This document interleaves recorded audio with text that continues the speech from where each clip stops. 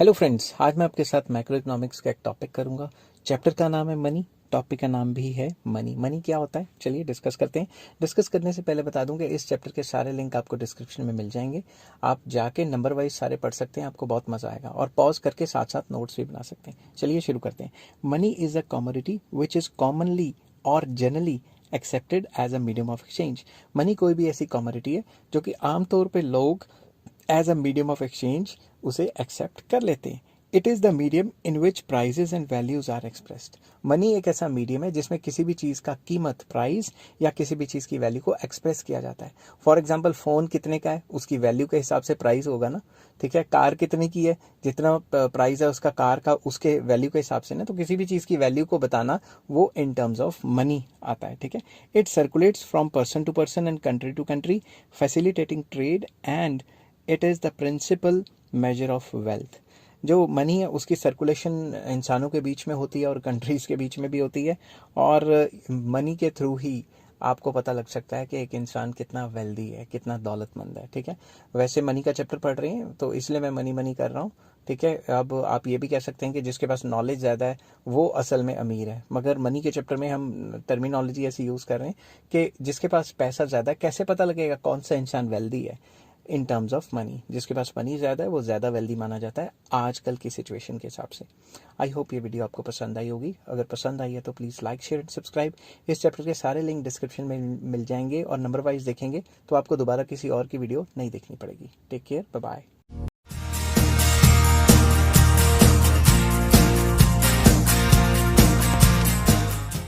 Hello friends, आज मैं आपके साथ डिस्कस करूंगा मनी के चैप्टर का एक और important topic, functions of money. Functions of money का जब भी आपका क्वेश्चन आए तो आपने सबसे पहले मीनिंग ऑफ मनी लिखना है, जो कि मैं पिछली वीडियोस में काफी डिस्कस कर चुका हूं। चलिए शुरू करते हैं। फर्स्ट फंक्शन है प्राइमरी फंक्शन। प्राइमरी फंक्शन वो फंक्शन होते हैं जो बेसिक फंक्शंस होते हैं मनी के, जो common for all the economies of the world. Basically वो फंक्शंस जो सारी की सारी वर्ल्ड इकोनॉमीज के लिए बेसिकली सेम रहते हैं। इसमें कौन कौन से आ जाते हैं, तो चलिए आगे चलते हैं। इसमें फर्स्ट पॉइंट आ जाता है मीडियम ऑफ एक्सचेंज।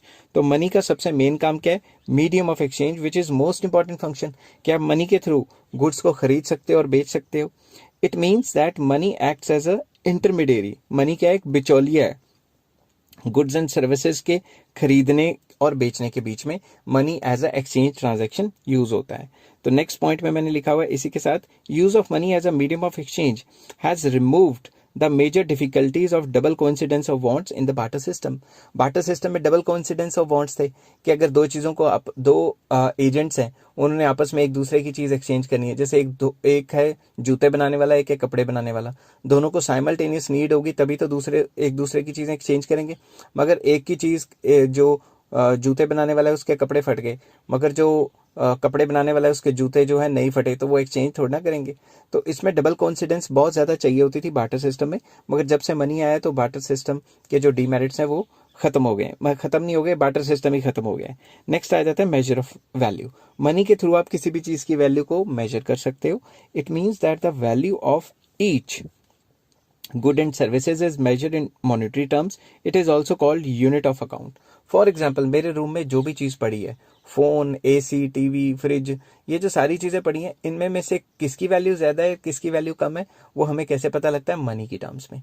अगर मनी की टर्म्स में हमें नहीं होगा तो हमें कैसे पता लगेगा किसी भी चीज़ की वैल्यू ज़्यादा है या किसी भी चीज़ की वैल्यू कम है।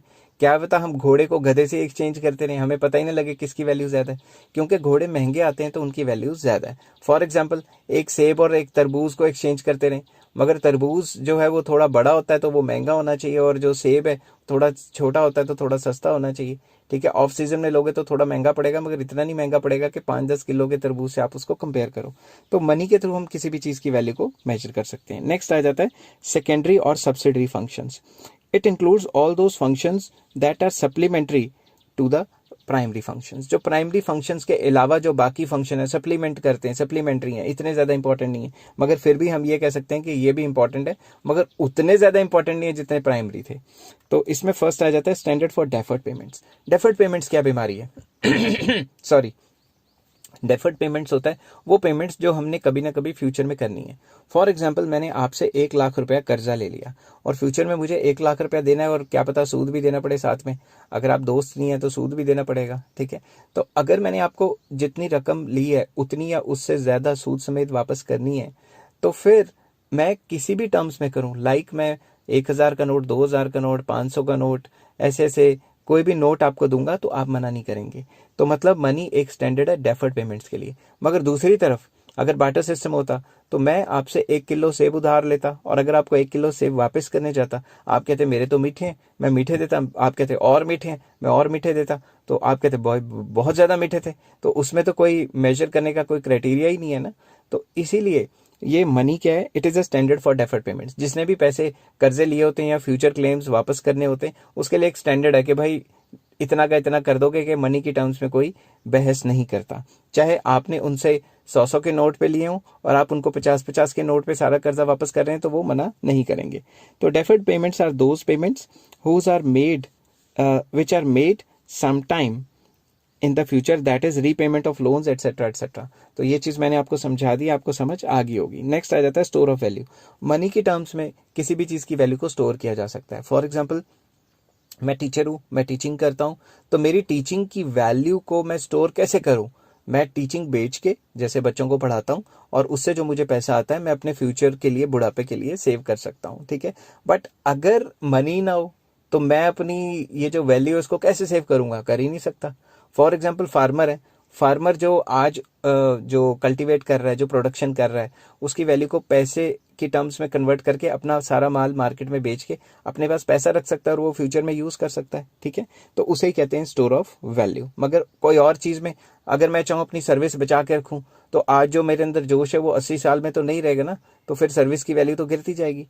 वैसे ही जो फार्मर है, जो एक पर्टिकुलर ईयर में उसने कमाया है या फिर कमाया नहीं है, गुड रखा हुआ है, उसको कब तक बचा के रखेगा? वो तो खराब हो जाएगा, ठीक है ना। तो it means storing the purchasing power to be use sometime in the future, कि आज की परचेजिंग पावर को आप कन्वर्ट कर लो मनी की टर्म्स में और उसको फ्यूचर में यूज कर सकते हो। Savings in terms of money are much more secured rather than those terms of goods and services भी लिख सकते हैं। गुड्स एंड सर्विसेज को हम फ्यूचर के लिए सिक्योर सेव करके नहीं रख सकते, मनी को हम n ईयर्स तक रख सकते हैं। नेक्स्ट आ जाता है ट्रांसफर ऑफ वैल्यू। मनी की वैल्यू एक जगह से दूसरी जगह ट्रांसफर करना काफी कन्वीनियंट है। ऑन द अदर हैंड, अगर आपको कोई गुड एक जगह से दूसरी जगह ट्रांसफर करना है तो आपको नानी याद आ जाएगी। फॉर एग्जाम्पल, अगर यहाँ से फॉर एग्जाम्पल आप पढ़ने चले गए इंग्लैंड, और इंग्लैंड में जो पैसे हैं, फॉर एग्जाम्पल पैसे चलते ही नहीं है कहीं पे, तो अगर आप कहीं बाहर चले गए तो क्या अपना बेड उठा के लेके जाएंगे, घर उठा के लेके जाएंगे, इतना सामान उठा के लेके जाएंगे? तो बहुत प्रॉब्लम हो जाएगी। तो इससे तो अच्छा ये है कि पैसे चलते हैं, कहीं भी आप पैसे लेके जाएं, पैसे की तो जनरल एक्सेप्टेबिलिटी है, हर कोई पैसे एक्सेप्ट कर लेगा, ठीक है ना। तो आपको वो सामान अपने घर से उठा के लेके जाना नहीं पड़ेगा। तो ये तो मैंने आपको सिंपल एग्जाम्पल दी थी। Money acts as a convenient mode of transfer of value.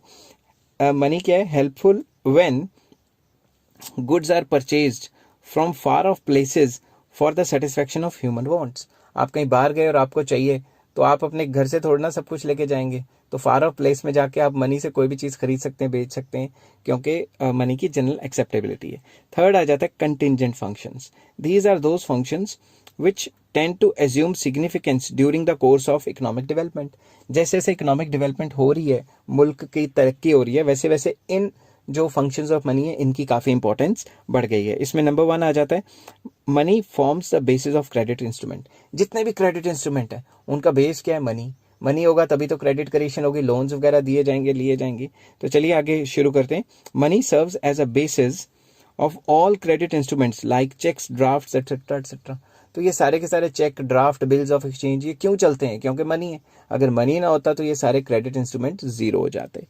Next आता है money facilitates the study of national income distribution, या नेशनल इनकम डिस्ट्रीब्यूशन पैसे की टर्म्स में ही हम निकालते हैं ना, कि नेशनल इनकम इतना हो गया, पर कैपिटा इनकम इतना हो गया। अगर पैसे ही नहीं होता तो क्या निकालते?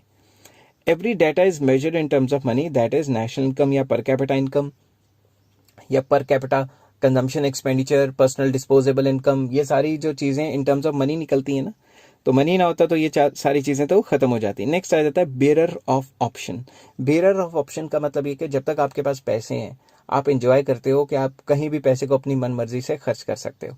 जिस टाइम आपके पास पैसे खत्म, आपके ऑप्शंस खत्म। फॉर एग्जांपल, आप पैसे सेव कर रहे हो कि आपने टीवी लेना है, मगर अगर आप बीमार हो गए तो आपके पास ऑप्शन है कि वो पैसा आप अपनी बीमारी पे भी खर्च कर सकते हो। जरूरी नहीं है कि एक ही जगह करना है, क्योंकि मनी के डिफरेंट यूजेस हैं। तो बेरर ऑफ ऑप्शन में मैंने लिखा है, when we accumulate wealth in terms of money, अगर हम मनी की टर्म्स में वेल्थ को एक्यूमुलेट करते हैं, we can exercise our option regarding the purchase of goods and services according to our needs. जैसे भी हमें जरूरत होगी हम उसी हिसाब से खर्च कर लेंगे। जरूरी थोड़ा हमने एक ही चीज के लिए सेव किए हैं तो उसी चीज के लिए खर्च करेंगे, हम अपनी नीड्स के हिसाब से चेंज कर सकते हैं। नेक्स्ट आ जाता है, money serves as a guarantee of solvency.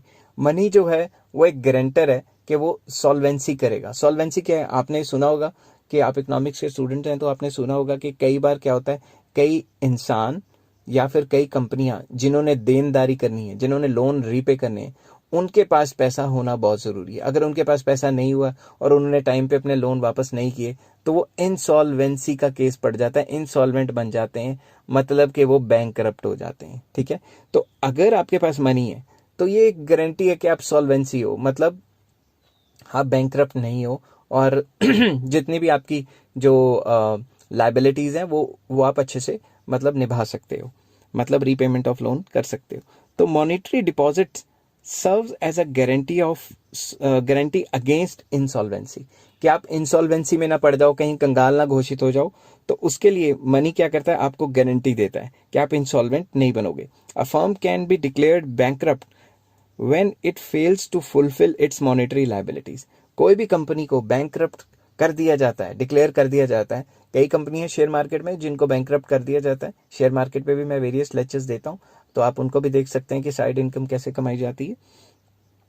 उस फर्म को भी जिसके एसेट्स ज्यादा हैं, अगर एसेट्स ज्यादा हैं और लाइबिलिटीज कम है, फिर भी अगर उसके पास कैश नहीं बचा तो भी उसको बैंकरप्ट डिक्लेयर कर सकते हैं। तो कैश की बहुत इंपॉर्टेंट है, मनी की बहुत ज्यादा इंपॉर्टेंट नहीं कहना चाहिए था, इंपॉर्टेंस कहना चाहिए था, बहुत ज्यादा इंपॉर्टेंस है। तो इस चीज को आप ध्यान में रखें कि जिसके पास पैसा होता है वो गारंटर है कि वो सॉल्वेंट होगा, इंसॉल्वेंसी नहीं होगी।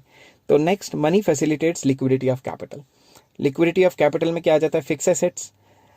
Fixed assets can be converted into money that people are induced to generate wealth in the form of such assets। दिमाग से सोचो, आपके पास जमीन है, जायदाद है, सब कुछ है, तो इनकी वैल्यू ज्यादा क्यों है? इनकी वैल्यू ज्यादा इसलिए क्योंकि मनी है। अगर मनी ना होता तो फिर इनको कन्वर्ट करके पावरफुल कैसे बनते? पावरफुल तो तभी बनोगे जब आपके पास पैसा होगा, क्योंकि आप जब मर्जी जो मर्जी कर सकते हो। अगर पैसा ही ना हो तो मेरे पास जितनी मर्जी जमीन हो, उस जमीन का क्या फायदा? जमीन मेरे पास जितनी मर्जी हो और उसको मैं कभी भी बेच के पैसे कमा सकूं या जमीन के थ्रू पैसे कमा सकूं, तभी फायदा है ना। तो जितने भी फिक्स एसेट्स हैं उनकी वैल्यू तभी ज्यादा मानी जाती है जब पैसा होता है। पैसा ही नहीं होगा तो वो टाइम से बिकेंगे ही नहीं, इलिक्विड से हो जाएंगे, तो उनको कौन पूछेगा? कोई नहीं पूछेगा उनको। नेक्स्ट आ जाता है, money facilitates the concept of equilibrium. चाहे आप कंज्यूमर इक्विलिब्रियम लो, चाहे आप प्रोड्यूसर इक्विलिब्रियम लो, कोई भी इक्विलिब्रियम डिस्कस करते हैं तो मनी इज वेरी इंपॉर्टेंट, क्योंकि इक्विलिब्रियम को पैसे की टर्म्स में ही हम कर पाते हैं। फॉर एग्जांपल, कंज्यूमर इक्विलिब्रियम कहते हैं कि जब भी प्राइस, जो कीमत आप दे रहे हैं चीज की, is equals to marginal utility, जितना आप उसे मार्जिनल यूटिलिटी, जितना आप उसे यूटिलिटी लेते हैं, ठीक है, वो दोनों बराबर होने चाहिए। तो प्राइस तो इन टर्म्स ऑफ मनी होगा ना, तो मनी के बगैर तो भाई इक्विलिब्रियम भी नहीं आया। दूसरा, प्रोड्यूसर इक्विलिब्रियम। प्रोड्यूसर इक्विलिब्रियम की कंडीशन है कि प्रोड्यूसर को जब मैक्सिमम प्रॉफिट होंगे, या फिर टेक्निकल टर्म्स में marginal revenue and marginal cost बराबर होंगे तो इक्विलिब्रियम होगा, और एमसी एमआर को नीचे से इंटरसेक्ट करेगी तो इक्विलिब्रियम होगा। इसको कहते हैं एमसी शुड बी राइजिंग, ठीक है। मगर marginal cost and marginal revenue तो इन टर्म्स ऑफ मनी होते हैं। तो अगर इन टर्म्स ऑफ मनी ही नहीं हुआ तो ना प्रोड्यूसर इक्विलिब्रियम निकलेगा, ना कंज्यूमर इक्विलिब्रियम निकलेगा। अगर ये सारी चीजें आपको समझ आई, please like, share and subscribe. Take care, have a nice day.